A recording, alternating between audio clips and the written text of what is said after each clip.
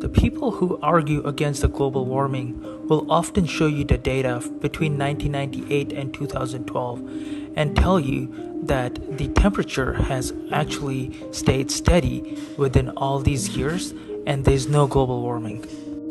But when you zoom out, you see that the temperature of the Earth has actually been increasing decade over decade for several decades. This is called cherry-picking fallacy. It is selectively choosing evidence to support a claim instead of considering all the available evidence. This type of argument is sometimes used by influencers to spread false narrative and fake propaganda.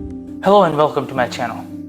Now, I must mention that I am not one of those channels that has a bunch of resources or a massive team to do in-depth research and debunk whatever was said in Dhruv Rathee's video. But there's some things that can absolutely be debunked just by using common sense. Initially, in his video, he talks about how some of the people talk about Modi as if he's a divine figure or a god.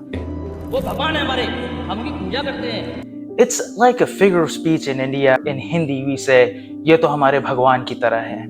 Ye hamari zindagi mein Bhagwan ki tarah hai. It's a figure of speech. And obviously, if you ask a poor person who has not had a lot of education, who has received water in their house, who have received sanitation, who have received toilets for their women, who have received cooking gas, who have received houses, those things are game changers in their lives. And obviously, that's why Modi has become a divine figure in their lives. Let me start by the most basic argument why India is not a dictatorship. India has 31 states and union territories combined, out of which BJP is only in 18 states.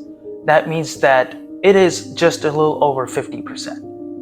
If we were a dictatorship, how would it be possible for BJP to not be in all of the 31 states? Or at least the number would have been much higher. The fact that BJP has lost in a few states and it keeps on losing in some of those southern states shows that India is not really a dictatorship. The state governments are chosen by votes and by full democratic processes. Another point he talks about is the electoral bonds. I understand that maybe there were some mistakes made while making that law. While he pointed out that BJP benefited from electoral bonds, he forgot to point out, and this is why I said that he cherry picks data, BJP's income from electoral bonds, while it increased from approximately 1,000 crores to 2,500 crores, which was 2.5% gain, Congress's almost went up from 200 crore to almost a little over 900 crore, which was close to 5 times the gain, which he never talked about in his video. So basically, what I'm saying is that everyone benefited from the electoral bonds, even though BJP got the most amount of flack for that. He also talks about how the national media's integrity has been destroyed in the current government. Now, I must point out that there used to be a time when the media used to be honest. They had integrity and they did not run after money. But now, media houses have become big businesses and they only show what people want to see. And what do people want to see? People want to see the growth of India. People want to see their hero Modi doing good things. And this is why a lot of things that we watch on the national media is so centered around Narendra Modi, because that is what people want to see. Like any business, they are just catering to the demand. And this is why people look up to YouTubers like you to do honest reporting and not be one-sided. While you are criticizing the national media for being one-sided, you are also cherry-picking data for a one-sided propaganda. He also just goes ahead and compares Modi with the North Korean dictator or Vladimir Putin. Do you know what happens to people who oppose Kim Jong-un or Vladimir Putin?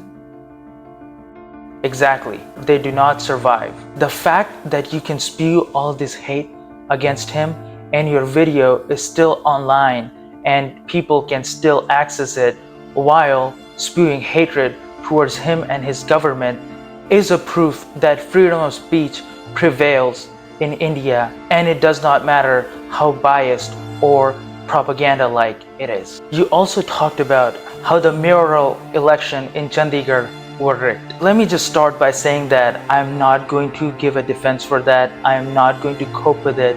It was wrong. What happened was wrong and should not have happened. But if India was such a dictatorship, it would have never been possible to overturn it. But in reality, the Supreme Court was able to overturn it.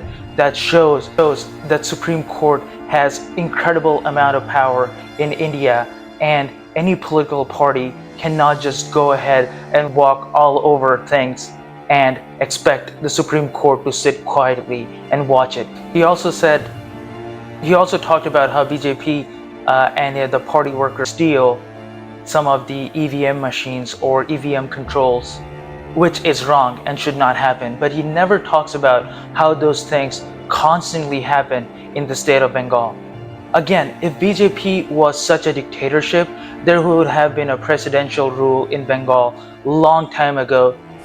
The migrant crisis and the crimes committed by illegal immigrants could easily be grounds for a president's rule, but it hasn't happened yet.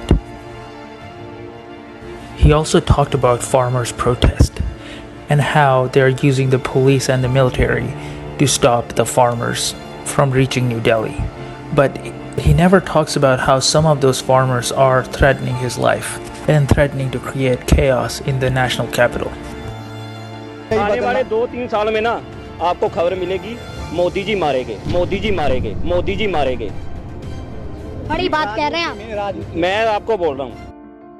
Also, if he was such a dictator, he would have never reverted the farm laws that were going to be implemented in 2020-2021 after farmers' protests. Now this final message is for you, Dhruv Rathee sir. I have been your subscriber and your followers for years now. I have supported you when you made videos about progressive things like feminism. I supported you when you made a video about the Bhopal gas tragedy.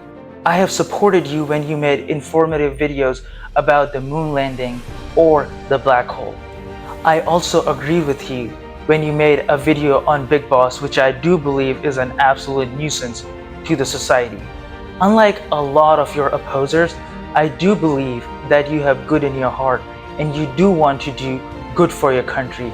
And this is why your responsibility as a famous man and a famous YouTuber is a lot more to put unbiased data, which does not sound like propaganda and does not look like it has been cherry-picked.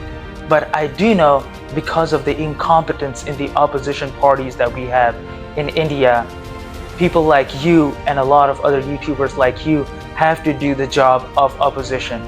But let me tell you one thing, no matter what you do, no matter how much you cherry pick data, no matter how much propaganda type videos you make, Aayega to Modi.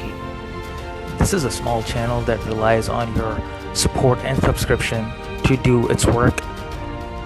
So if you like this video, please drop a like, and if you want to watch more such videos, please subscribe and share it with as many people as you can. Thank you.